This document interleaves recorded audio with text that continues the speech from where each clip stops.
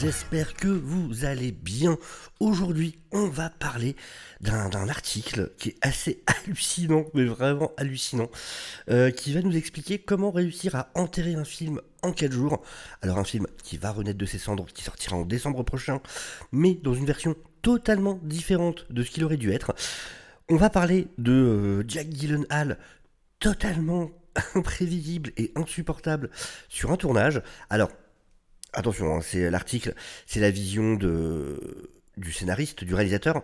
Faut bien, je sais pas la version de Jake Gyllenhaal, et honnêtement, je fais moins cette vidéo pour le côté drama, c'est pas le but du tout, que parce que c'est super drôle. Vraiment, l'article, je le trouve personnellement en tout cas très drôle, qui va nous raconter ce qui s'est passé. Vous allez comprendre, on va voir ça tout de suite.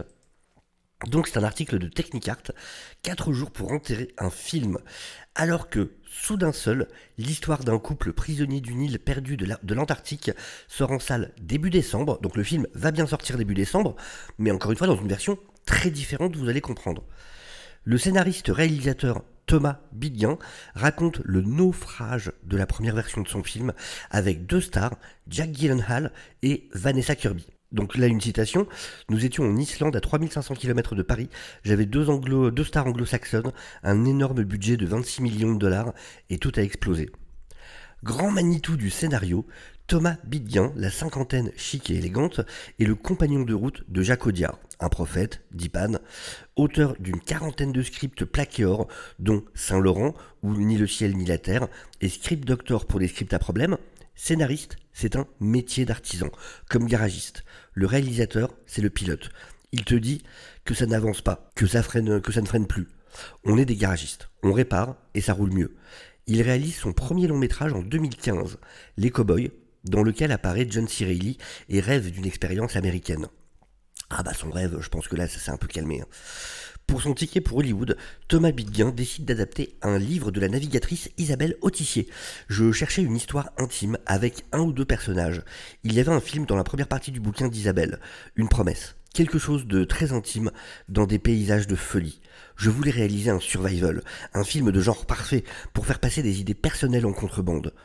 Comme il ne souhaite pas écrire seul, il collabore avec Valentine Monteil, scénariste débutante. Ensemble, ils vont raconter l'histoire d'un couple naufragé sur une île perdue au large du Chili, qui tente désespérément de survivre à la faim, au froid, aux éléments déchaînés, comme Adam et Ève en Antarctique. Ils bouclent une première version du scénario en anglais, intitulée Suddenly, pour le producteur Alain Attal, puis termine une deuxième version juste avant le confinement en mars 2020. À cette période, Bidguin est contacté par Jake Gyllenhaal, vu dans Denis Darko, Le secret de Brokeback Mountain ou Prisoners, excellent film tous les 3, qui lui propose de coécrire le prochain scénario d'Alexander Payne. Bidguin, qui réfléchit déjà au casting de Suddenly, profite de l'occasion pour renvoyer son scénario à l'acteur qu'il admire. À la fin du confinement, Bidguin part 1 mois à la campagne avec Jacques Audiard afin d'écrire son prochain film, une comédie musicale en espagnol sur un narcos qui transitionne. Un soir, je reçois un coup de fil de Jake. Il trouve le scénario formidable, touchant, et assure qu'il veut faire partie de l'aventure. J'ouvre le champagne, je suis dans ma phase maniaque. Ah bah mon pauvre. Pendant plus d'1 an, le scénario est réécrit et affiné pour l'acteur qui s'implique énormément dans le projet. Avec Thomas, il discute longuement de l'histoire du personnage, de la résonance de cette histoire d'amour et de survie dans un monde qui vient de subir son 2e confinement. Les séances par Zoom se multiplient. Jake semble emballé, à tel point qu'il finit par devenir coproducteur du projet. Le film ayant la particularité de n'employer que 2 acteurs, la production cherche maintenant une actrice d'envergure pour partager l'écran avec Jake. Bidguin fait des zooms avec Margot Robbie, qui décline, Ana de Armas, Johnny Connor. On arrive bientôt à une version qui satisfait tout le monde, et Jake amène Vanessa Kirby, avec qui il a tourné dans l'Everest. Le tournage doit débuter à l'automne 2021, mais Bidguin apprend alors que Jake n'est plus disponible à l'automne, car il doit jouer dans la série sur le parrain, The Offer. Je l'appelle, je râle, je lui dis qu'il ne peut pas abandonner le film, ça marche, et il me dit « Ok, I'm back ». Il aurait mieux valu que non. Le film est à nouveau sur des rails, et Bidguin part en repérage en Islande, en Norvège, où il attrape le Covid. Déjà, pas de bol. Il recherche des paysages minéraux qu'il trouve à Vestrahorn en Islande, avec la mer et des montagnes qui évoquent une mâchoire pleine de dents près d'un village de pêcheurs, Hofn. On doit construire un décor, une base baleinière dans ce lieu spectaculaire. On a un budget de 26 millions de dollars. En juillet 2021, après Cannes, il fonce en Islande où il a rendez-vous avec Vanessa Kirby et Jack Gyllenhaal pour se rencontrer. Jusqu'ici, tout avait été fait par Zoom. Et faire ensemble des lectures du scénario, 8 semaines avant le début du tournage. Le scénario a été validé et revalidé. Il est prêt à filmer. On est là, avec Valentine et quelques personnes de la production, pour les ultimes finitions. Enfin, c'est ce que l'on pensait. Et c'est là que ça va partir en live. Jour 1, ça va se passer en 4 jours. Attention, suivez.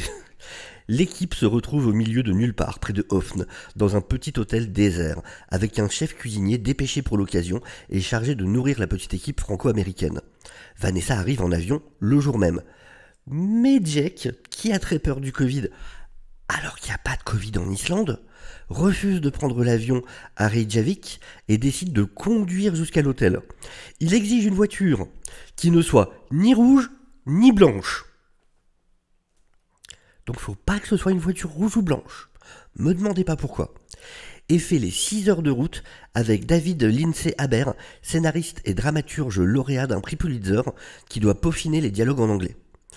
Quand il arrive, donc il a emmené lui, qu'il a décidé d'emmener de son propre chef. Quand il arrive, Jack semble lointain et n'enlève jamais son masque. Il convoque Thomas, donc le réalisateur scénariste, et sa co-scénariste sur la terrasse et se lance dans un long monologue. Toutes les personnes dans cette pièce sont extrêmement talentueuses, mais il va falloir travailler et garder l'esprit ouvert. Avec David, donc le type qu'il a emmené avec lui, nous avons envisagé de nombreux changements. Et là, il se lance dans des trucs vagues comme « Nous devons trouver la vérité ». Ok. Pourtant, tout est déjà planifié. Les costumes arrivent, les décors vont être construits dans la semaine. Il n'y a donc pas de temps à perdre et l'équipe s'installe dans une grande salle de réunion. On commence à lire le scénario, qui débutait par une grosse scène dans la gare de Providence, où Jack rejoint sa femme sur le quai, promet qu'il va changer, essaie de la convaincre de rester. L'idée était de commencer le film par la fin d'une comédie romantique. Ça devait être une scène d'amour très émouvante. Mais les deux comédiens lisent leur dialogue de façon ironique, à la manière du personnage de dessin animé Pépé le Putois. Pourquoi ? Je ne sais pas. La séance se termine là-dessus, mais Thomas Biguin reste confiant. C'était un peu humiliant, mais je me dis qu'il y a peut-être aussi de la timidité entre eux, qu'ils doivent s'apprivoiser. Le mec, il est patient, il est très patient. Jour 2. Pour un petit problème de timing, Jack pète les plombs, car il ne savait pas si le rendez-vous était à 9h30 ou à 10h. Tu parles d'un problème. La matinée commence mal. Les acteurs sont emmenés sur le set, une plage de sable noir magnifique sur laquelle va être construite la base baleinière. Mais Jack semble déçu. La nature n'est pas assez menaçante. Les montagnes, pas assez hautes. Surélever les montagnes, allez. Bon les gars, on surélève la montagne. Ouais, il nous faut plus que ça. Avec Valentine, Thomas reprend le scénario, réécrit des scènes sur le bateau et, page après page, Jack insiste, très exalté. Pour lui, il ne faut pas de station baleinière, pas d'abri. Tout est trop confortable, on ne sent pas le danger. J'avais l'impression de repasser le bac ou le permis de conduire, se lamente Thomas. Vanessa ne dit pas grand-chose, s'intéresse surtout à son personnage. Quand Jack quitte la pièce, David Lindsay Haber grince. Tu sais, sinon Chris Pine, il est vraiment sympa, hein. Je m'étais déjà engueulé avec des réalisateurs, mais jamais avec une telle intensité, confie Thomas. Mais je reste persuadé que ça va s'arranger. Valentine n'est plus dubitative. Tu sais, Jack parle beaucoup de la vérité, insiste pour que son personnage soit un ancien GI, habitué à la survie. Par exemple, pour une scène sur le bateau, il nous vend l'idée qu'il gifle un poisson. Alors, déjà la question c'est pourquoi ? Est-ce qu'ils se sont engueulés avant avec le poisson ? Est-ce qu'il s'est rendu compte que le poisson regardait sa femme ? Peut-être ? Je ne sais pas. Très intense, l'acteur demande sans cesse de quoi parle vraiment le film.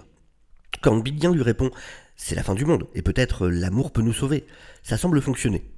puisque le soir, après la dispute pendant laquelle Jack a menacé de quitter le film, il envoie un SMS à Thomas où il écrit « Je t'adore ». Tout semble apaisé, pour l'instant. Jour 3. Le matin, Jack va se promener seul dans la nature, et il tombe sur une jument. De retour en salle d'écriture, il raconte la communion avec la nature qu'il a ressentie à ce moment-là, et propose d'axer le film autour de ce sujet, l'amour de la nature. Il nous met bientôt sur son ordinateur un discours de Greta Thunberg sur fond de musique rock, se souvient Thomas. Ça dure un quart d'heure. Pendant l'écoute, il se laisse aller à pleurer et commente ses émotions. Je pleure, ce sont de vraies larmes. Sous son masque, Valentine explose de rire. Ça a été le plus gros fou rire de toute ma vie. Je pense que j'aurais été pareil, j'aurais éclaté de rire. Jack nous balance que ce n'est pas un film sur l'amour, mais un film sur l'amour de la nature. Il déclare qu'il faut tout réécrire. Toutes les déclarations d'amour doivent être des déclarations d'amour à la nature. J'ai envie de toi, l'arbre. Je te veux.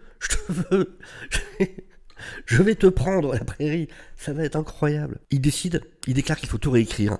Toutes les déclarations d'amour doivent être des déclarations d'amour à la nature. Je vois Thomas se dire qu'il est en train de perdre ses 26 millions. Il se penche alors vers moi et me lance. Comment dit-on se faire enculer en islandais? Car là, c'est exactement ce qui vient de se passer.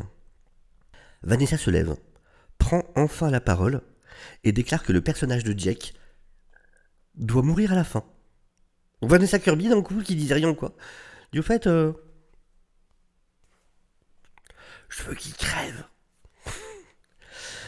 Que c'est un film féministe, que ce n'est pas assez moderne, trop Disney. Et elle assure qu'elle ne jouera pas cette fin et fond en larmes. Pourquoi? Tandis que Thomas s'aperçoit qu'elle est en train de s'enregistrer avec son iPhone. Donc pendant qu'elle fait tout ce cinéma, qu'elle balance son idée et qu'elle fait son cinéma à pleurer, elle s'enregistre sur l'iPhone. Il dit, c'est son moment. Jack semble la regarder avec mépris. En plus, il y avait Jack à côté. Jack Gyllenhaal, il était à côté. Et l'autre, elle est là. Faut le tuer. Butez-le. Butez-le, ce connard. Non, mais oui. Faut le tuer. Ça enregistre. Oui, c'est bon. Qu'est-ce qui se passe? Le soir, comme les musiciens du Titanic, Thomas et Valentine continuent d'y croire, se mettent à l'ouvrage et tentent d'écoper l'océan. Jour 4, le jour qui a mis fin à tout ça.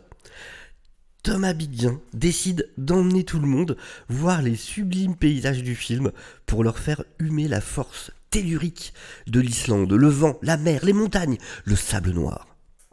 Contre toute attente, Jack décide de se baigner en slip alors que l'eau de l'océan Atlantique doit être à 3 degrés. Quand la séance de travail reprend, Jack est à nouveau enthousiaste. De son côté, Alain Attal refuse que l'on retouche la fin, car Studio Canal a validé le scénario et le film est vendu à 20 territoires. Alors, sur le coup d'aller se baigner en slip, en plus, il semblerait que la phrase qu'il a dit en sortant, c'est « Bah moi, quand il y a de l'eau, je me baigne. » Quelles que soient les conditions, en fait. D'accord. Si Thomas Biggen a des doutes, il est certain que l'on va revenir au scénario d'origine. C'est un truc de scénariste que de trouver des solutions et d'être optimiste sur la suite. Je n'avais pas encore ce réflexe de réalisateur important qui est de gueuler quand tu vois que le projet dévie de son cap. Je pensais qu'on allait y revenir naturellement, qu'il fallait les laisser s'approprier le scénario. J'étais heureux qu'ils s'impliquent, que ça devienne une aventure collective, mais j'aurais dû mettre plus de cadre. Il reprend espoir lors d'une nouvelle séance d'écriture. Quand il joue, tout prend vie et devient incroyablement puissant. C'est émouvant de voir deux très grands acteurs s'emparer de ce qu'on a écrit. Mais après dîner, alors que le soleil ne se couche pas, Jack repart en vrille, se confronte à nouveau à Thomas en revenant sur la vérité du film, le sens profond de cette aventure. Bientôt, il explose de rage quand il apprend que les constructeurs de la base baleinière arrivent le lendemain à l'hôtel. Terrifié par le Covid, Jack déclare qu'ils doivent dormir dans leur voiture, en Islande, par 3 degrés.